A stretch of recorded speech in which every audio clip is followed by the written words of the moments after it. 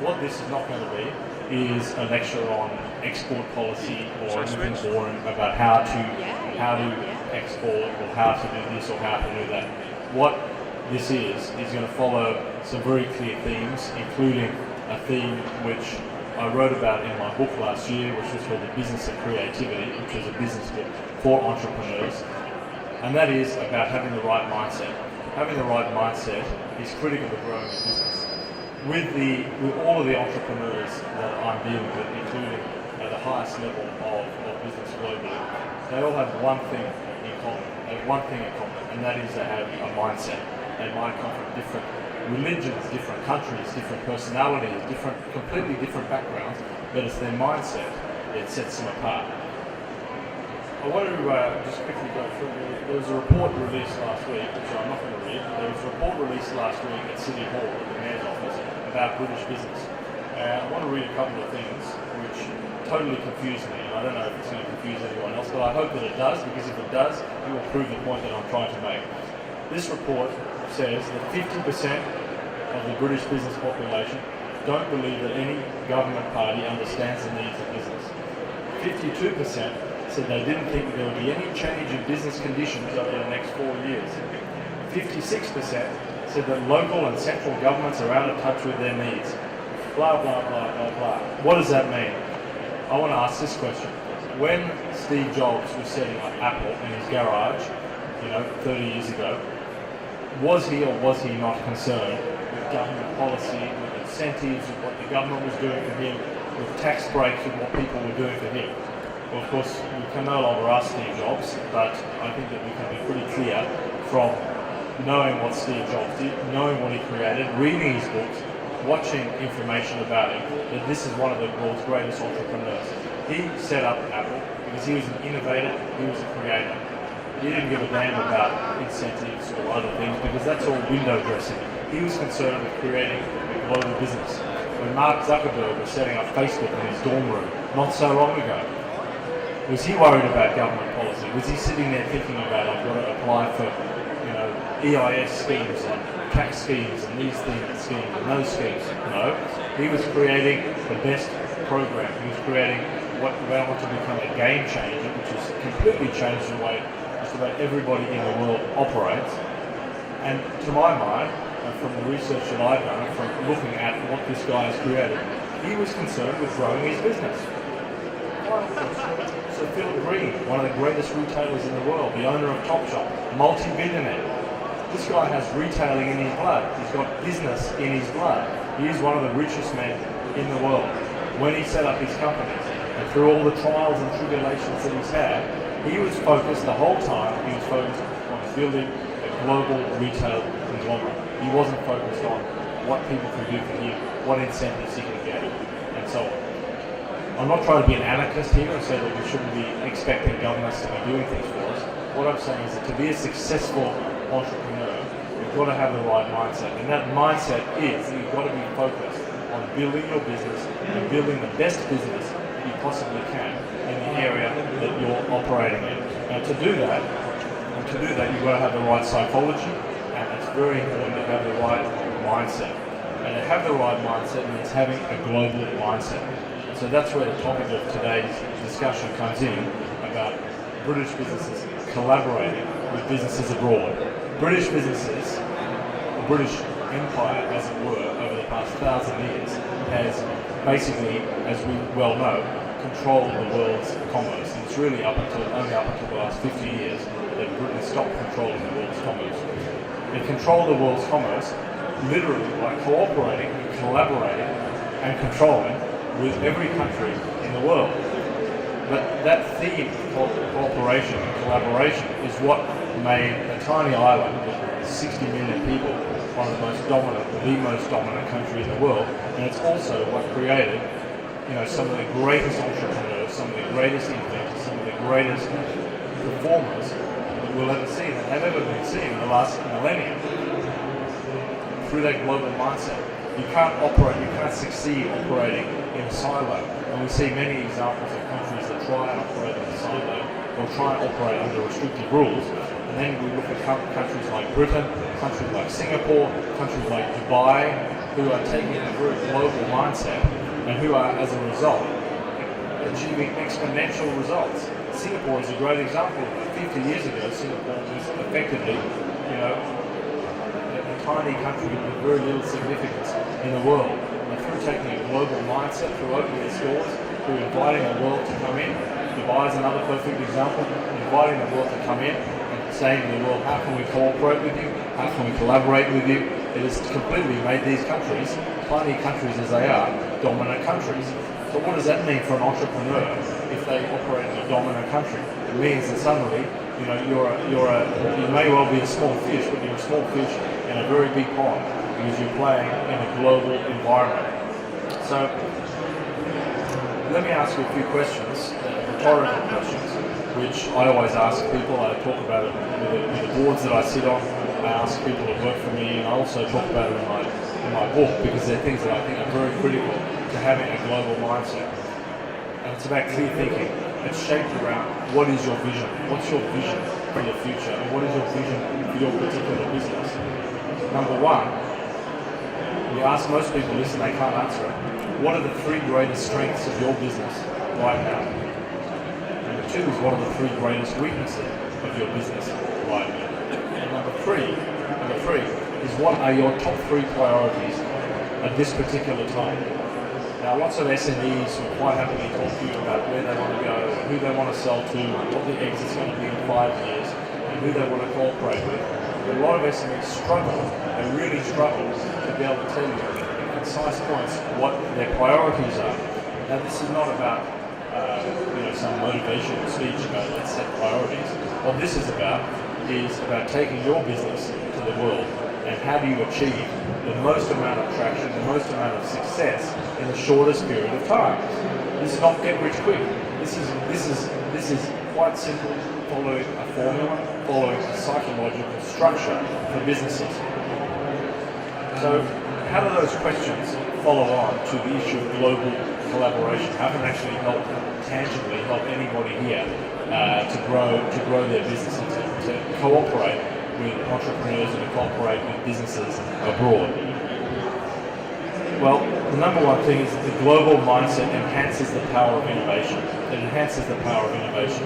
30 years ago, a guy called Howard Schultz founded or actually bought a tiny failing company called Starbucks, which was operating in Seattle and had 3 stores and they were failures. He was an employee of Starbucks and he went on a holiday to Italy and he came back and he told his employers, he told them that the way that they were making coffee was not very good. 30 years on, you might still agree that it's not very good, but at that time he said the way you're making coffee is not very good. We need to model it on what is happening in Italy. So he went abroad and he saw what was happening in the quintessential coffee market of the world, and he said this is how we need to do it.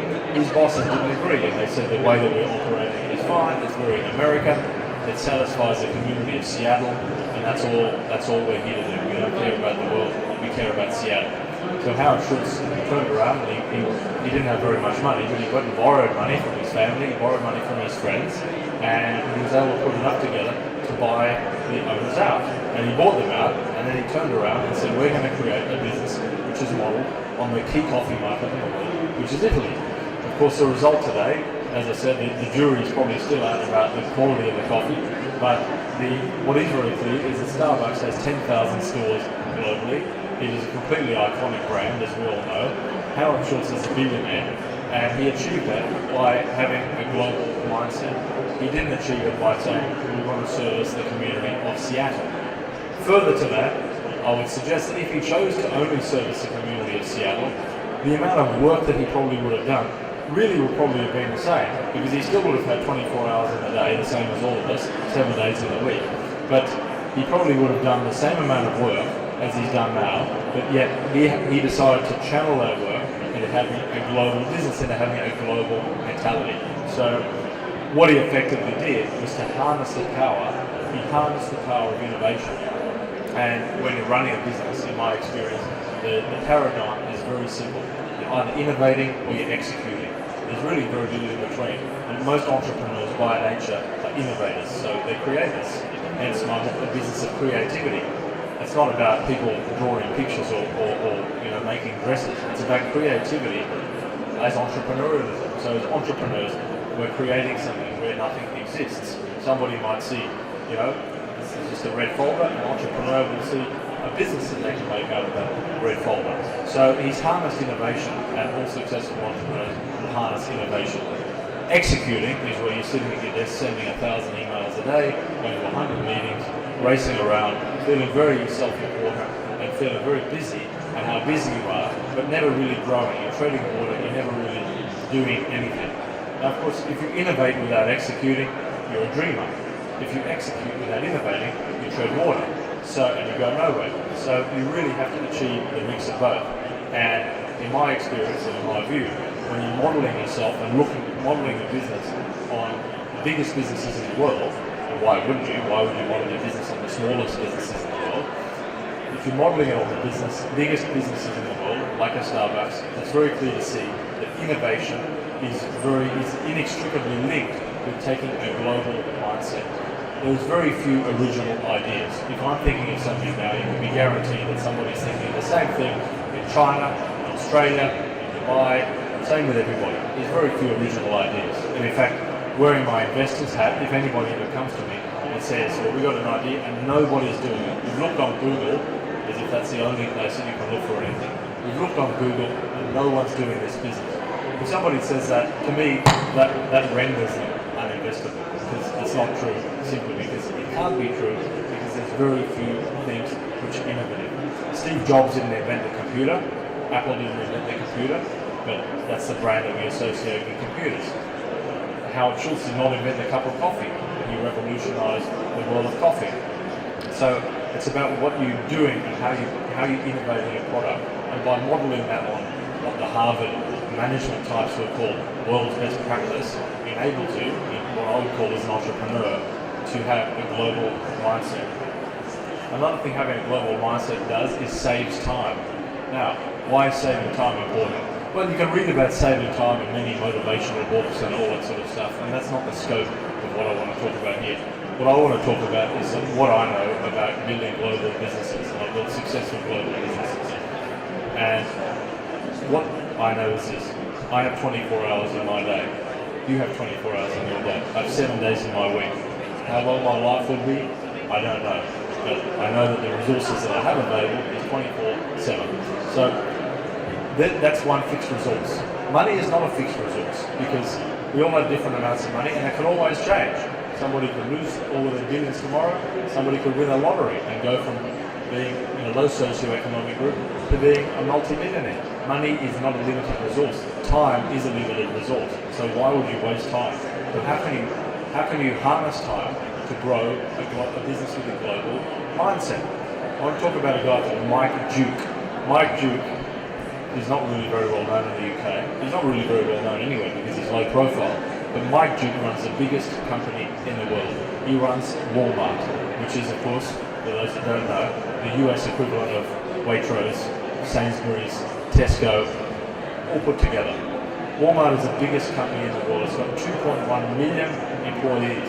It's got 8,600 stores. It's a massive enterprise. And if you combine the net wealth of the four siblings who effectively control the majority shareholding of Walmart, combine them as one person, their net wealth far outstrips the net wealth of Bill Gates, far outstrips the net wealth of Warren Buffett. You're talking 150 billion US plus if you view them as one entity. So this is an enormous enterprise. Mike Duke is the CEO. Mike Duke answers all his emails every day. Not one, and this is on the record. You can do any type of research and verify this. In fact, he's written books about it. He answers all of his emails every day. He will not waste time. He has a credenza on his desk of the people that report to him. In the desk, in every meeting that he attends, he doesn't take his secretary or his PA or people along to take notes. He takes the notes, and his manager tells him, his direct reports tell him what they're going to do. He writes it down. The next time he meets with them, he points to it, and he expects them to tell him what they've done. If they start to waffle on and they don't get to the point, he'll get up and walk out, which perhaps is not a very good way to win friends and influence people, but he cares about his time. So what he was trying to do is to harness what's known as Parkinson's law. Parkinson was a British 20th century scholar, and he took the view that people will take all the time available to them to complete a particular task. All of the time available to them. Look at kids in school. If they come home and they do their homework, and you say, we've got all night to do your homework, they'll take all night.